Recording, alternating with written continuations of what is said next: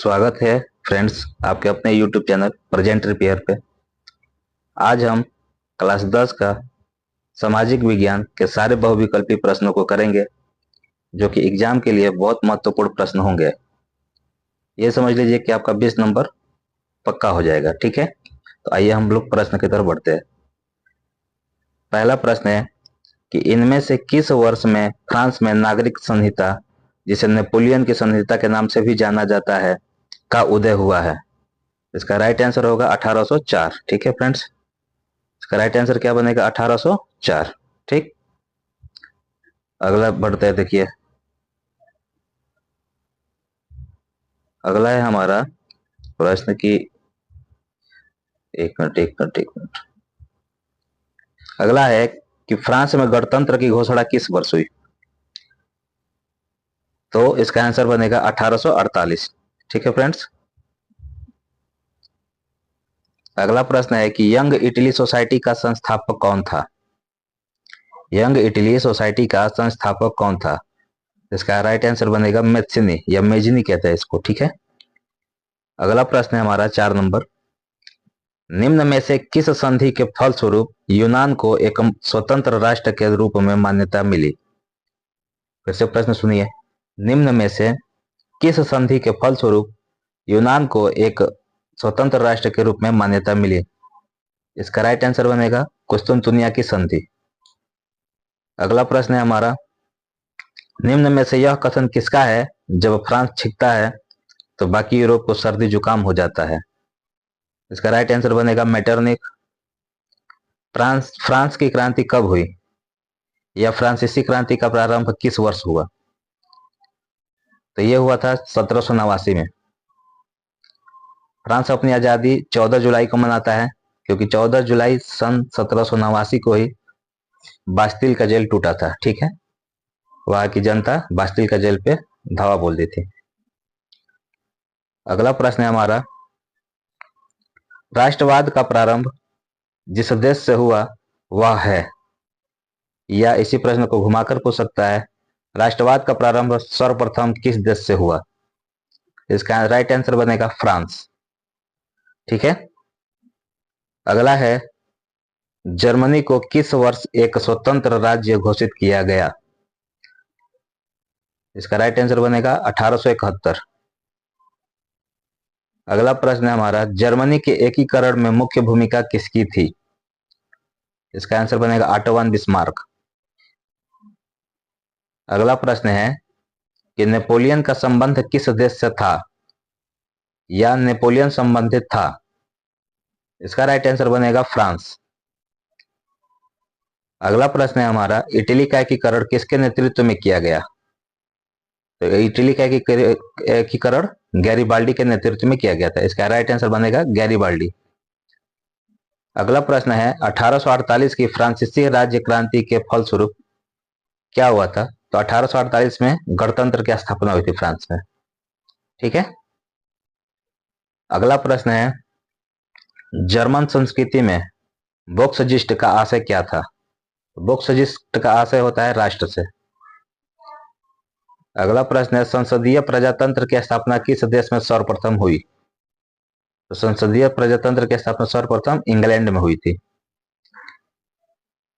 अगला प्रश्न है, ज्यूसेप्पे मैथिनी द्वारा स्थापित गुप्त संगठन था? तो ज्यूसेप्पे मैथिनी ने यंग इटली की स्थापना किया था। नेपोलियन की पराजय कब हुई थी? तो 1815 में। अगला प्रश्न है, ऑटो वन बिस्मार्क का संबंध किस देश से था? तो ऑटो वन बिस्मार्क का संबंध जर्मनी से था। निम्नलिखित में से किसे 1871 में जर्मनी का सम्राट घोषित किया गया था? इसका राइट आंसर बनेगा विलियम प्रथम। ठीक है, अगला प्रश्न है हमारा 19 नंबर, 1789 में फ्रांस किस प्रकार का राज्य था? तो इसका आंसर बनेगा सीमित राजतंत्र। यह फ्रांस में लुई 16वां का शासन था। ठीक है, वो निरंकुश राजा था। निम्नलिखित में से किसे 1871 में जर्मनी का प्रथम सम्राट घोषित किया गया था? इसका राइट आंसर बनेगा काइजर विलियम प्रथम। अगला प्रश्न है हमारा 21 नंबर, 1861 में एकीकृत इटली का सम्राट किसे घोषित किया गया था? तो 1861 में इटली का सम्राट इमैनुअल द्वितीय को घोषित किया गया था। अगला प्रश्न है कि निम्नलिखित में से कौन सा 1804 के नेपोलियन कोड में नहीं जोड़ा गया था? इसका राइट आंसर बनेगा जन्म से प्राप्त विशेषाधिकार। अगला प्रश्न है जोसेफ मेसनी का संबंध था तो इटली के एकीकरण से। अगला प्रश्न है कि वियना की संधि कब हुई थी? तो वियना की संधि 1815 में हुई थी। देखिए निरंकुशवाद का तात्पर्य है, तो निरंकुशवाद का तात्पर्य यह होता है कि जिसपे कोई अंकुश ना हो, मतलब ऐसा शासन व्यवस्था जिसमें सत्ता पर किसी का अंकुश नहीं होता है। ठीक है, तो इसका ऑप्शन नंबर ख सही हो जाएगा। अगला प्रश्न है उदारवाद से क्या तात्पर्य है? उदारवाद का अर्थ होता है कि व्यक्ति को स्वतंत्रता तथा कानून के समक्ष समानता। सारे व्यक्ति कानून के समक्ष समान है। 1789 में फ्रांस में राष्ट्रवाद की प्रथम अभिव्यक्ति का क्या परिणाम हुआ? इसका राइट आंसर बनेगा फ्रांस की क्रांति। ठीक है, अगला प्रश्न है हमारा महात्मा गांधी दक्षिण अफ्रीका से वापस कब लौटे थे? तो ये 1915 में। अगर डेट पूछ ले तो बता दीजिएगा 9 जनवरी 1915। 9 जनवरी को ही प्रवासी दिवस मनाते हैं। अप्रवासी दिवस 9 जनवरी को ही मनाते हैं। गांधी जी का आगमन हुआ था, दक्षिण अफ्रीका से भारत आए थे। अगला प्रश्न है सविनय अवज्ञा आंदोलन में महात्मा गांधी ने नमक को अत्यधिक महत्व क्यों दिया? इसका राइट आंसर बनेगा क्योंकि नमक का प्रयोग अमीर गरीब सभी करते थे। ठीक है, 13 अप्रैल 1919 किस घटना से संबंधित है? 13 अप्रैल 1919 जलियांवाला बाग हत्याकांड हुआ था उस दिन। ठीक है, अगला प्रश्न है कि ये जलियांवाला बाग पंजाब के अमृतसर में है। ठीक है, जनरल डायर ने गोली चलाने का आदेश दिया था इसमें। अगला प्रश्न है महात्मा गांधी ने असहयोग आंदोलन कब आरंभ किया? तो असहयोग आंदोलन गांधी जी ने 1920 में प्रारंभ किया। अगला प्रश्न है कि पूना पैक्ट किन दो नेताओं के बीच हुआ था? तो पूना पैक्ट गांधी जी और डॉक्टर अंबेडकर के बीच में हुआ था। अगला प्रश्न है सविनय अवज्ञा आंदोलन कब चलाया गया? सविनय अवज्ञा आंदोलन कब चलाया गया? तो इसका राइट आंसर बनेगा 1930। देखिए फ्रेंड्स, ये एक ही वीडियो में आपके पूरे सामाजिक विज्ञान के सारे बहुविकल्पी प्रश्न करा दिया गया है और ये सिर्फ प्रेजेंट रिपेयर पे ही मिलेगा। अगला प्रश्न है कि भारत के लिए डोमिनियन स्टेट्स का ऐलान किसके द्वारा किया गया? इसका राइट आंसर बनेगा लॉर्ड इरविन द्वारा। ठीक है,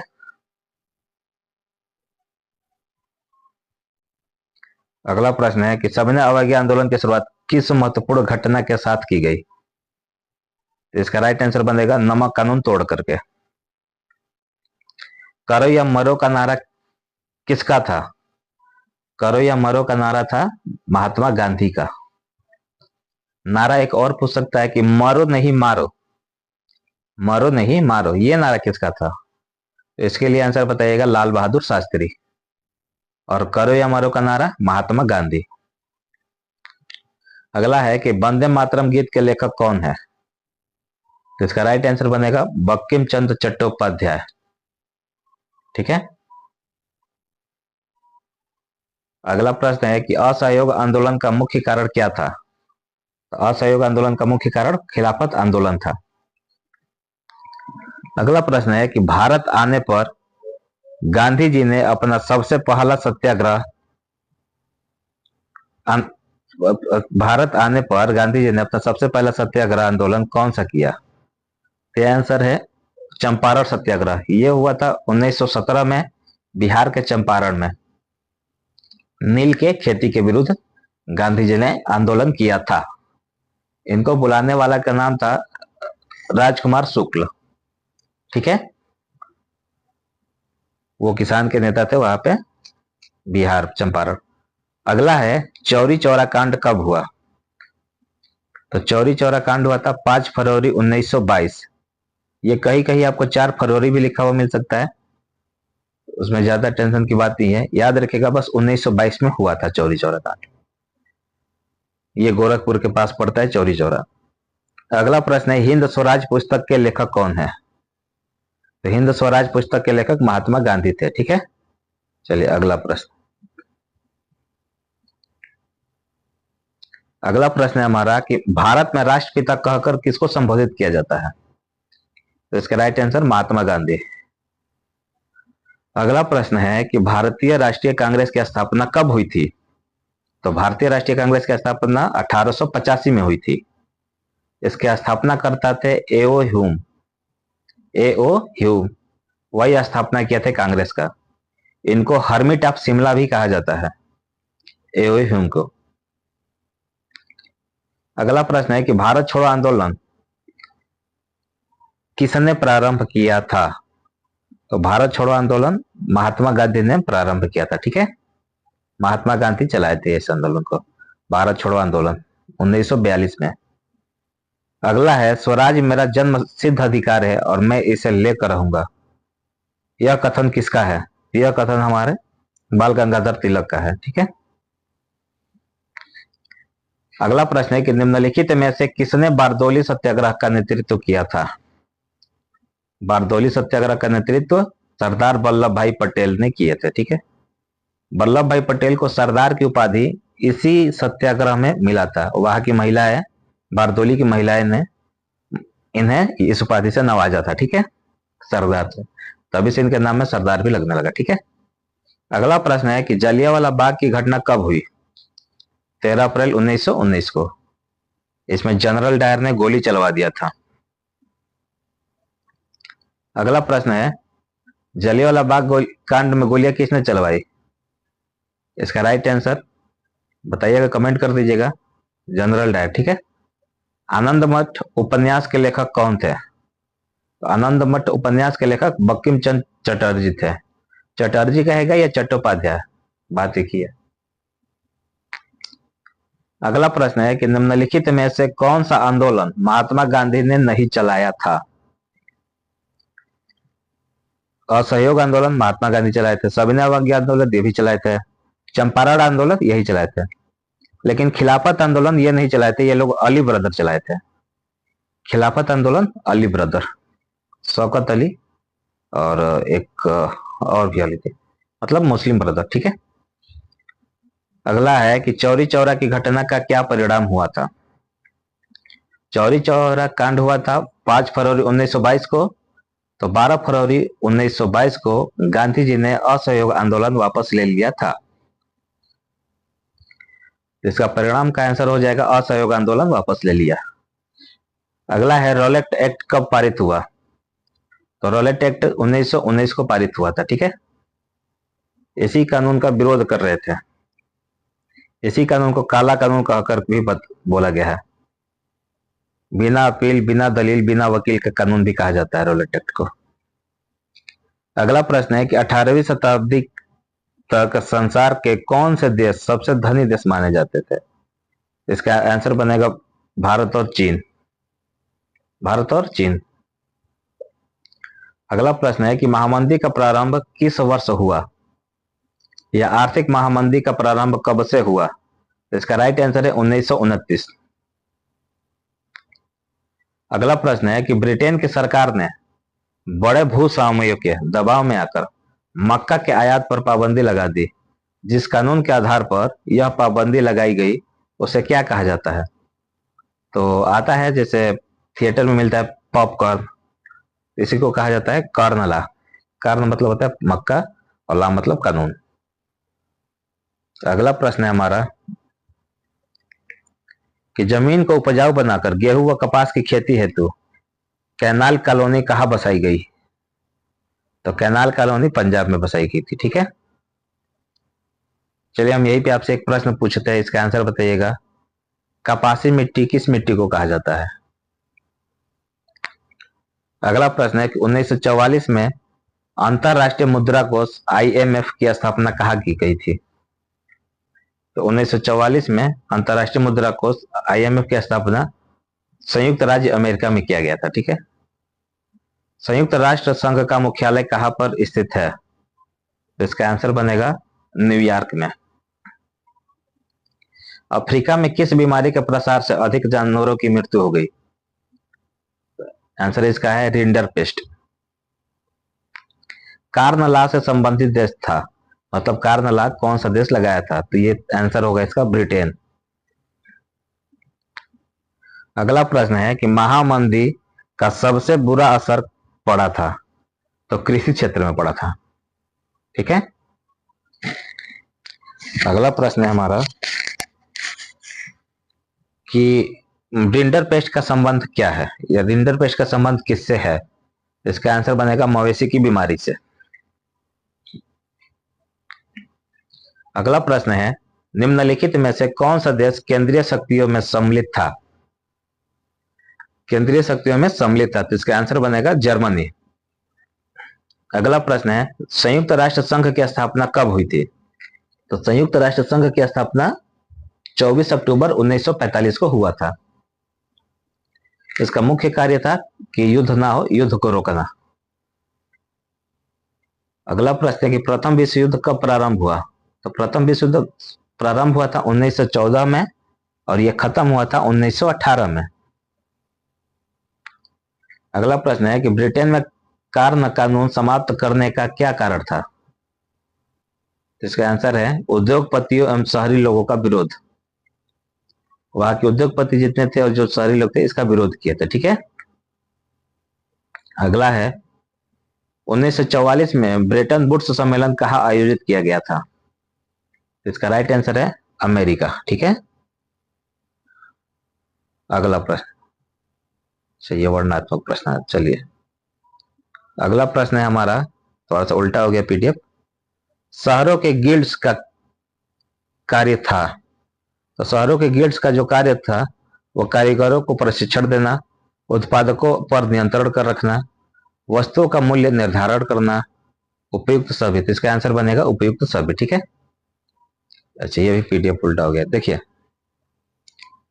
आदि औद्योगिकीकरण के युग में अंतरराष्ट्रीय बाजारों के लिए विशाल स्तर पर होने वाला उत्पादन होता था, तो विशाल स्तर पर होने वाला उत्पादन घरों में होता था। ठीक है। अगला प्रश्न है कि औद्योगिक क्रांति किस देश में प्रारंभ हुई?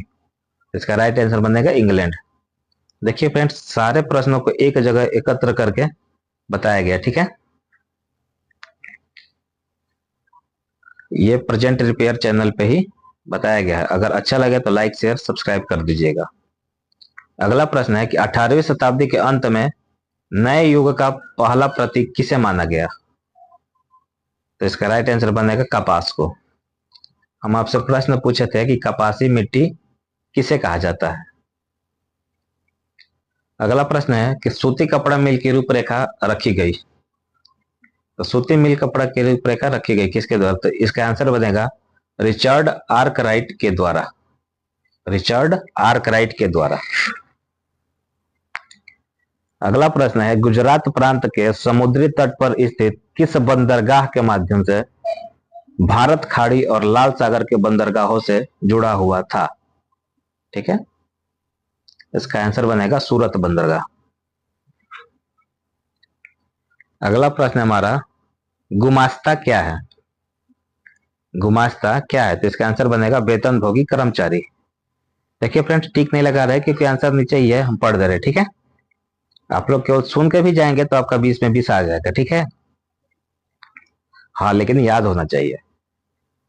अगला प्रश्न है बंबई में पहली कपड़ा मिल की स्थापना कहाँ हुई थी या कब हुई थी? इसका राइट आंसर बनेगा 1854 में। अगला है कि 1885 ईस्वी में भारत की पहली जूट मिल लगाई गई, तो इसका राइट आंसर बनेगा बंगाल। देखिए 1911 से पहले भारत की राजधानी बंगाल ही थी। 1911 के बाद मतलब 1911 में और 1912 में पूर्ण रूप से राजधानी दिल्ली को बना दिया गया। अगला प्रश्न है नए मजदूरों की भर्ती करने के लिए उद्योगपतियों द्वारा रखे जाने वाले जॉबर के रखे जाने वाले जाबर के बारे में क्या असत्य है, मतलब गलत बताने हैं। तो इसका आंसर बनेगा वह उद्योगपतियों के घराने का ही होता था। ये गलत बात है। वो कर्मचारी होता था विश्वसनीय, ये सही बात है। काम के लिए ही होता था, ये भी सही है। लेकिन वो उद्योगपतियों के घर के लिए था, ये गलत है। ठीक है, अगला प्रश्न है, अपने माल की ओर उपभोक्ताओं को आकर्षित करने का प्रभावपूर्ण तरीका है। इसका राइट आंसर है विज्ञापनों का। विज्ञापन मतलब एडवर्टाइजमेंट का। ठीक है, जैसे बहुत सारी कंपनियां बहुत सारे कलाकारों, बड़े बड़े कलाकारों से अपने प्रोडक्ट का प्रचार करवाती है, तो प्रचार ही है विज्ञापन। अगला है, मैनचेस्टर के उद्योगपति अपने कपड़ों के बंडलों पर क्या लगाकर उन्हें बेचते थे। तो लेबल। ठीक है, लेबल से मतलब पहचान हो जाता है। ठीक है, लेबल पहचान के लिए लगाते थे, तो इसलिए मैनचेस्टर के उद्योगपति अपने कपड़ों पर लेबल लगाकर ही बेचते थे। ठीक है, अगले चैप्टर का प्रश्न है कि जापान की सबसे प्राचीन पुस्तक का नाम क्या है। तो जापान के सबसे प्राचीन पुस्तक का नाम डायमंड सूत्र था। ठीक है, डायमंड सूत्र। ठीक है, डायमंड सूत्र। अगला प्रश्न है, मार्टिन लूथर थे। तो मार्टिन लूथर धर्म सुधारक थे। ठीक है, अगला प्रश्न है कि बिब्लियोथिक ब्लू नामक सस्ते कागज पर छापी जाने वाली छोटे आकार की पुस्तकों का चलन किस देश में था। इसका राइट आंसर बनेगा फ्रांस में। अगला प्रश्न है, लुई सेबस्तिये मर्सिप्ट थे। हेडिंग बनेगा, इसका आंसर बनेगा उपन्यास।